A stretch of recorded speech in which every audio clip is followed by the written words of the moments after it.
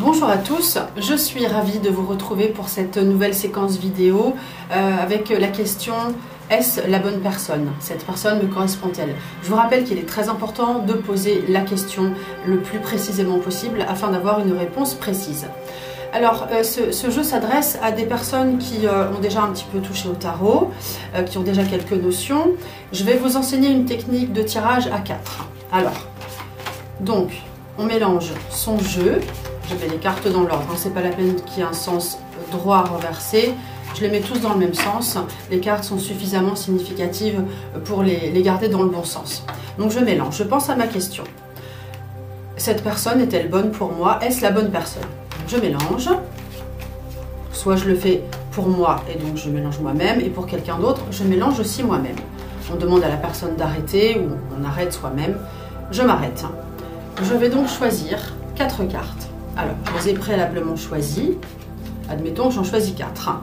Je vais les placer dans ce sens-ci. Une à gauche, une à droite, une en haut et une en bas. Je les découvre. Celle de gauche représente le plus, le pour. Celle de droite représente le moins, le négatif. Ici, j'ai la réponse.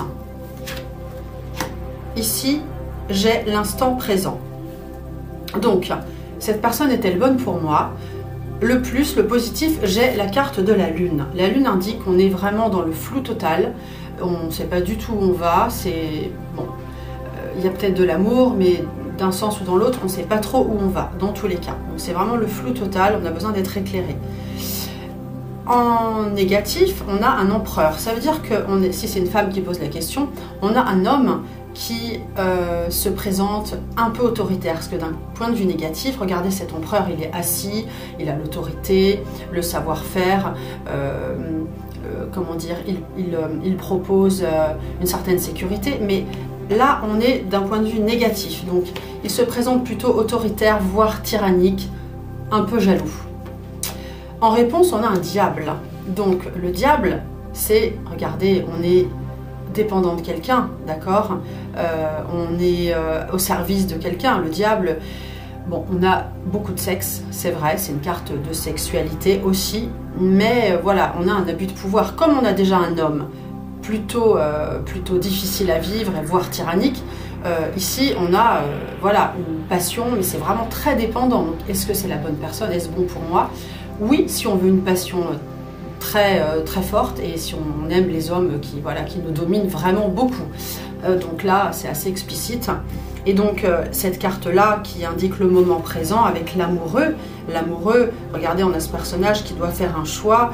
Qu'est-ce que je fais? J'y vais pas? Bon, c'est vrai que voilà, c'est très flou, mais bon, si on creuse un peu plus, on a voilà, une relation très dépendante et pas forcément positive. Un petit truc en plus, si vous voulez avoir une réponse dans un laps de temps un peu plus lointain, au-delà de 6 mois en fait. Bon, déjà là on a une réponse au jour d'aujourd'hui, mais si vous voulez poursuivre la relation comme elle est, au-delà de 6 mois, on additionne le 15 et le 19. Ok? Alors, 15 plus 19, je suis très mauvaise en calcul mental. Ça nous fait, attendez, je fais de moi-même, 10, 20, 25, 30, 33, 3 et 3, 6. On revient à cette carte-là, donc en additionnant les deux, on a le 6, donc ça veut dire l'amoureux, encore un choix à faire. Donc on se pose la question aujourd'hui, si on poursuit la relation, on se posera encore la question, ça ne va pas changer, ça ne va pas évoluer. Donc là, pour moi, la réponse est non. Je vous avais déjà expliqué dans d'autres vidéos les cartes qui disent oui ou non. Après, on n'est pas obligé de, voilà, si on ne les choisit pas, on va interpréter les choses différemment. Ici, on a une réponse quand même assez claire et nette, hein. Donc après, libre à chacun.